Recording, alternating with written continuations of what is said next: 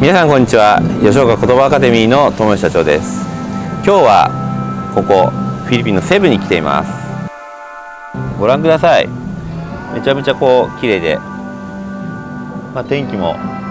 日差しがすごいですけど、フィリピンのマーヨホテルの屋上のプールトップに来ています。今日はフィリピンのセブについて語ってみたいと思います。今回のセブに来た目的は外国人材の面談のためなんですけども、面接で何かいい子がいました。彼らは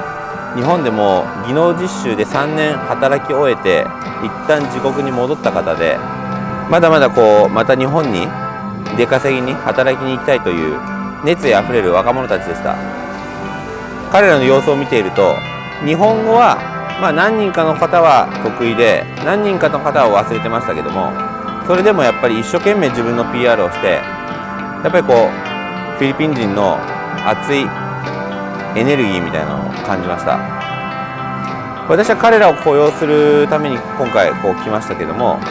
今回2人ぐらいいい子がいて、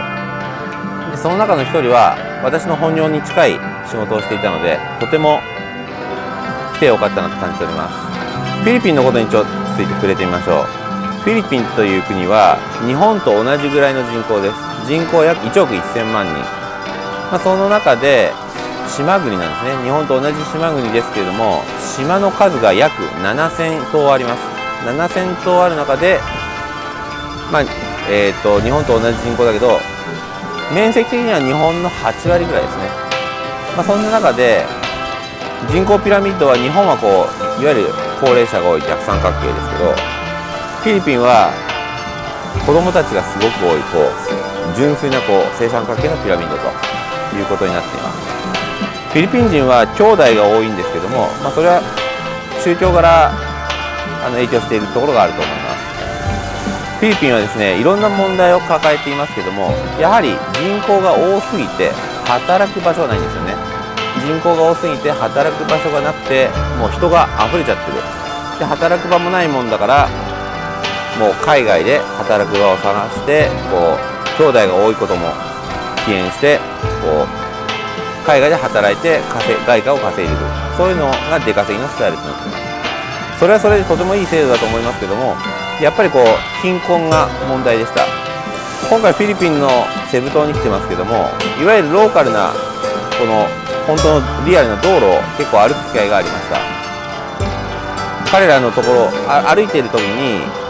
彼らの生活を垣間見るところがあります。本当のローカルの方たちは未だ道路の横で雑踏の中、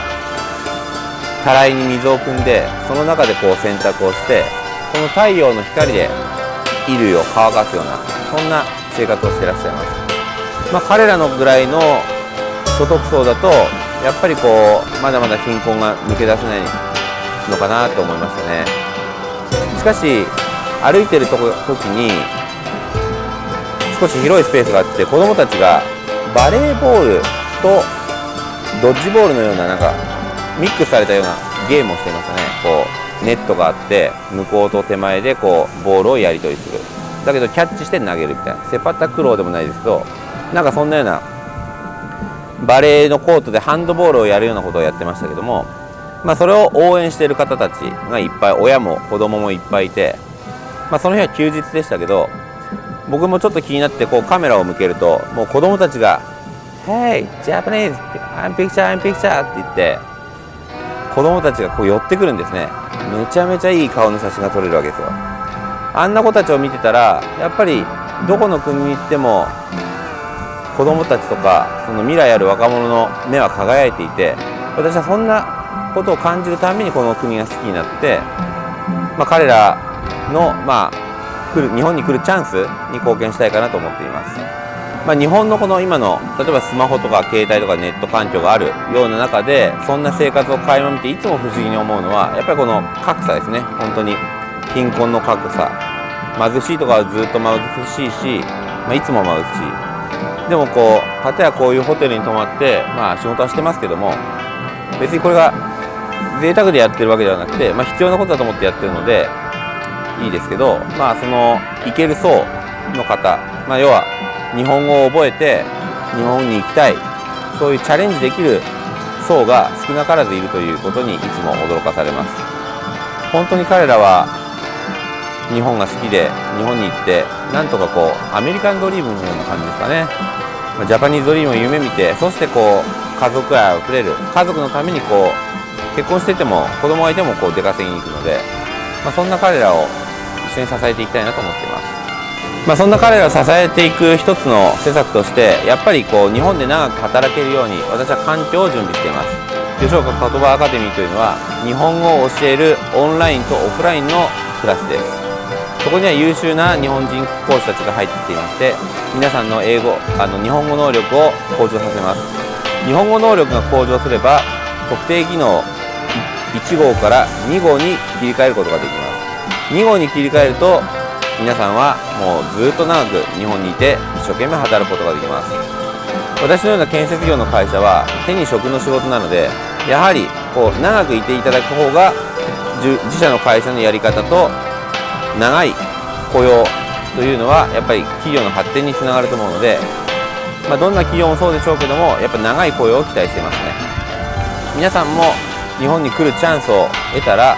やっぱり日本語を訓練して、そういう人材がたくさん出てくることを願っています。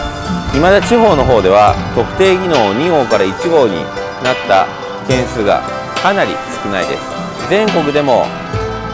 14万人ぐらいの特定技能の従事者がいる中で、たった400名ぐらいですね、400名ぐらいが2号に今合格しているような状況です。政府は今後2030年までに外国人材の受け入れを82万人伸ばすと言っています。これから外国人はどんどん押し寄せます。